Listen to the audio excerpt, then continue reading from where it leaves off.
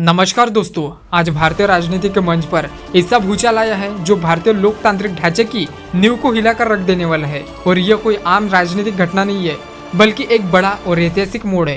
तृणमूल कांग्रेस के दिग्गज नेता अभिषेक बैनर्जी ने सीधे लोकसभा स्पीकर ओम बिरला से मुलाकात की है और बागी सांसदों को बाहर का रास्ता दिखाने के लिए एक कड़ा कदम उठाया है। यह सिर्फ एक पार्टी का अंदरूनी मामला नहीं रह गया, बल्कि यह इस बात का भी लिटमस टेस्ट है कि क्या हमारे देश में दल बदल विरोधी का कानून सच में काम करता है या यह सिर्फ एक कागजी शेर बनकर रह गया है। पश्चिम बंगाल की मुख्यमंत्री ममता बनर्जी की पार्टी टीएमसी के भीतर से उठी ये बगावत की आग अब दिल्ली के संसद भवन तक पहुंच चुकी है और अभिषेक बैनर्जी की इस आक्रामकता चाल ने सत्ता के गलियारों से खलबली मचा दी है। यह कदम भारतीय लोकतंत्र के लिए एक निर्णायक क्षण है, क्योंकि यह तय करेगा कि जनता के वोट से चुने गए नेता अपनी सुविधा अनुसार पार्टियां बदलकर सत्ता का सुख भोग सकते हैं या उन्हें संविधान के कड़े नियमों का सामना करना पड़ेगा। दोस्तों, आगे बढ़ने से पहले एक छोटी सी रिक्वेस्ट है। अगर आपको हमारी खबरें और विश्लेषण पसंद आते हैं तो वीडियो को लाइक करें, अपने दोस्तों के साथ शेयर करें और चैनल को सब्सक्राइब करना ना भूलें। आपकी हर प्रक्रिया हमारे लिए महत्वपूर्ण है। साल 2021 के पश्चिम बंगाल विधानसभा चुनाव और साल 2024 के लोकसभा चुनाव के बीच में जो राजनीतिक उठापटक हुई है, यह उसी की एक बड़ी कड़ी है। अभिषेक बैनर्जी का ओम बिरला से मिलना कोई शिष्टाचार भेंट नहीं थी, बल्कि यह एक कड़ा राजनीतिक संदेश है।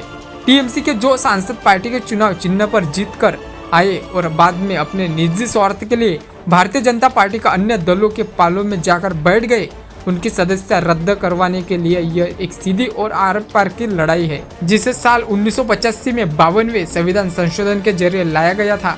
वह साफ तौर पर कहती है कि यदि कोई चुना हुआ प्रतिनिधि अपने इच्छा से अपनी राजनीतिक पार्टी की सदस्यता छोड़ देता है या व्हिप का उल्लंघन करता है तो उसकी सदस्यता रद्द की जानी चाहिए। अभिषेक बैनर्जी इसी संविधान का हथियार को लेकर स्पीकर के पास गए ताकि इन गद्दारों को एक कड़ा सबक सिखाया जा सके।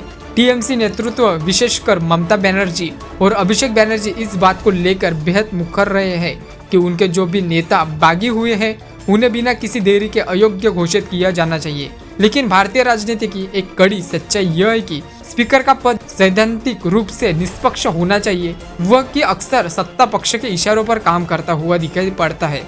जब विपक्षी दलों का विधायक या सांसद टूटकर सत्ताधारी दल में शामिल होते हैं तो स्पीकर उनके अयोग्यता के मामलों पर महीनों या फिर कई बार सालों तक फैसला नहीं लेते। इसे फैसले को टालने की राजनीति कहा जाता है। अभिषेक बैनर्जी की यह मुलाकात इसी देरी के खिलाफ एक बड़ा हल्ला बोल रहा है। वह ये सुरक्षित करना चाहते हैं कि बागी सांसदों को उनके धोखे की सजा मिलने और वे संसद बैठकर उन मतदाताओं का मजाक न उड़ाए जिन्होंने उन्हें टीएमसी के नाम पर वोट दिया था।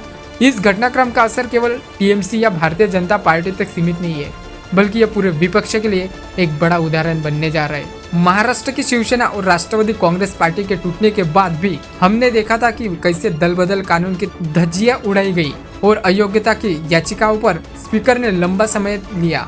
अब अभिषेक बैनर्जी जो कानूनी और राजनीतिक दबाव बनाने का फैसला किया, वह यह दिखाता है कि क्षेत्रीय पार्टियां अब केंद्रीय सत्ता के सामने झुकने को तैयार नहीं है।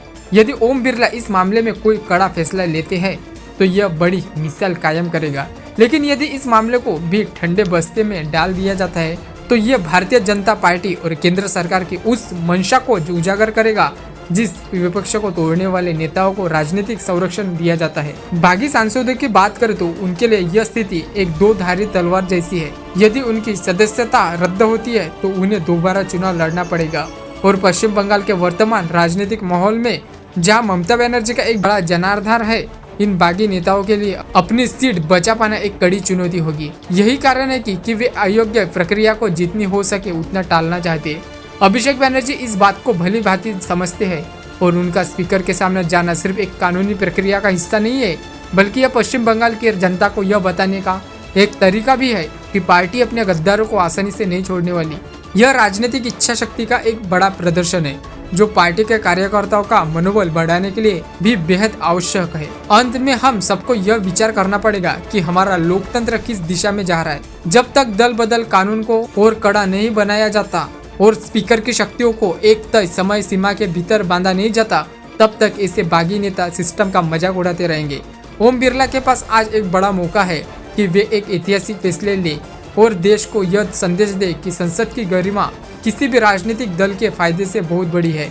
यह देखना बहुत ही दिलचस्प होगा कि अभिषेक बैनर्जी इस कड़ी चेतावनी और कानूनी दबाव का क्या परिणाम निकल कर सामने आता है। क्या बागी सांसदों पर सच में कोई कार्रवाई होगी या यह फाइल भी संसद के किसी कोने में धूल फूकती हुई नजर आएंगी, ये तो आने वाला वक्त ही बताएगा। लेकिन एक बात साफ है कि इस लड़ाई ने भारतीय राजनीति में एक बहुत बड़ा भूचाल ला दिया है। तो दोस्तों, आपको यह विश्लेषण पसंद आता है तो वीडियो को लाइक कीजिए, चैनल को सब्सक्राइब कीजिए। मिलते हैं नेक्स्ट वीडियो में। जय हिंद।